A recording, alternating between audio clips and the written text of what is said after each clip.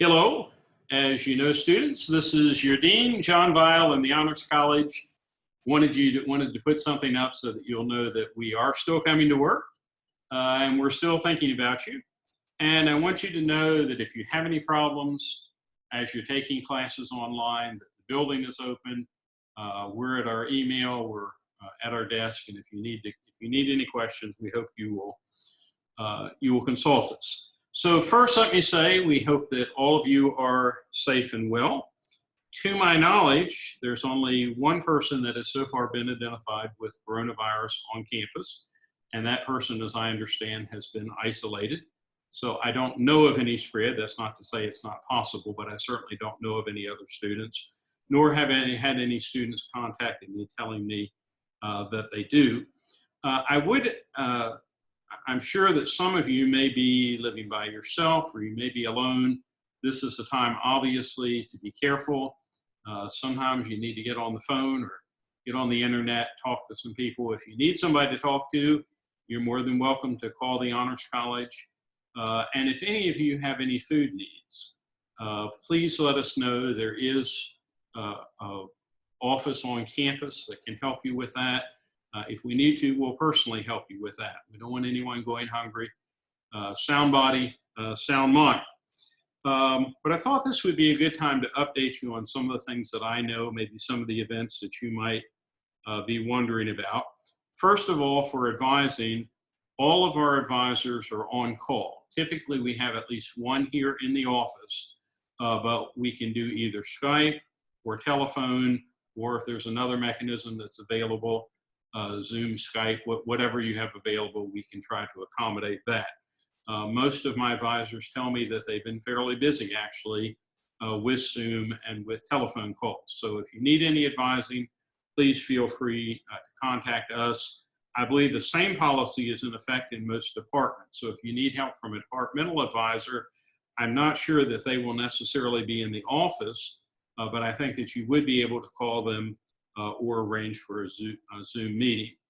Some of you I know have been invited, and many of you have accepted invitations to the two honor societies that the Honors College supports, Phi Kappa Phi and Omicron Delta Kappa. It doesn't at all. We're not going to be having the regular congregation initiations that we usually do. But if you have paid your money, we are going to be sending certificates in the mail. And I'm guessing that what will happen is if you're on campus and you would choose next year, you actually want to go through an initiation ceremony, I'm sure that you would be welcome to join us there. But as of now, neither of those will be held on campus. Similarly, I know some of you have applied for the scholarships that we give to current students and returning students. We have a committee that's at work on that.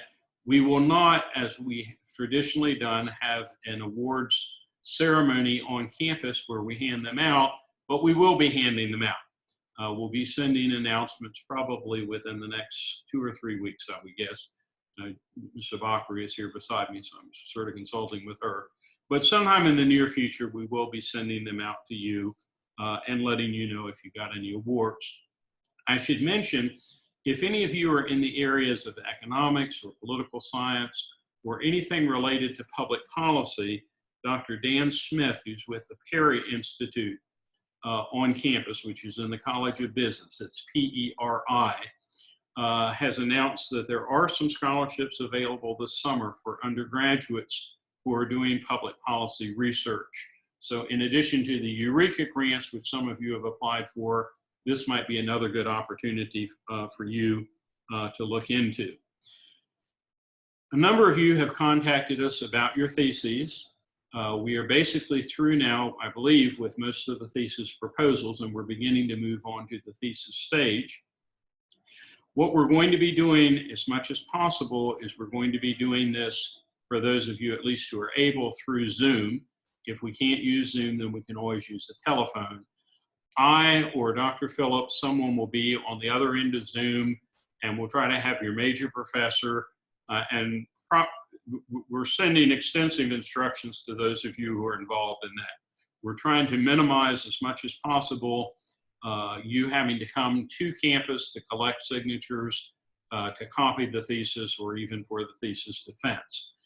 If you're interested in ringing the bells, if you're on Zoom, we'll ring the bells for you here, or you can just delay that and come back. Same thing for photographs. If you want to send us something from your phone with a picture of you having successfully defended the thesis, we're certainly willing to put it up on Facebook.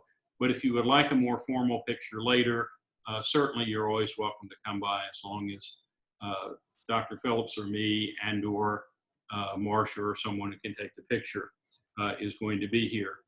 I'm doing this video on March the 30th, and I do not yet have word for those of you who are anticipating graduating. We have been told that Dr. McPhee is going to make a decision, I believe, on April the 1st, and probably announce it then. Mike, if I had to bet on it, I'd probably guess that we will not have regular graduation exercises, but I do not know that. Stay tuned for Dr. McPhee. My guess again is that if we end up not having physical graduation on campus, that probably you would be invited to a graduation either at the end of the summer or at some other time. Again, that is not official. I don't know that for sure, but that's my guess on it. I do want to share some good news. We have gotten, I believe now, 7 Goldwater scholarships over the past 8 or 10 years or so. And we have one of our students, Jared Frazier, who is double majoring actually, in chemistry and computer science, who has received word that he's receiving one this year. And we have another student, Joan Schott, who has gotten a Fulbright teaching assistantship to Romania. I believe we still have 4 other students who have applied for and been accepted by the general Fulbright committee, and we're still waiting to hear whether they're all also accepted by the home country. As you know, these are unusual times, perhaps perilous times, but we're going to be able to get through it together. My main reason, again, for speaking is to let you know that, we welcome your phone calls, you welcome your Zoom visits.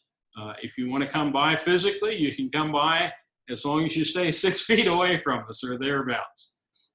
We wish you well. You're in our thoughts and our prayers. Let us know if there's anything we can do to help.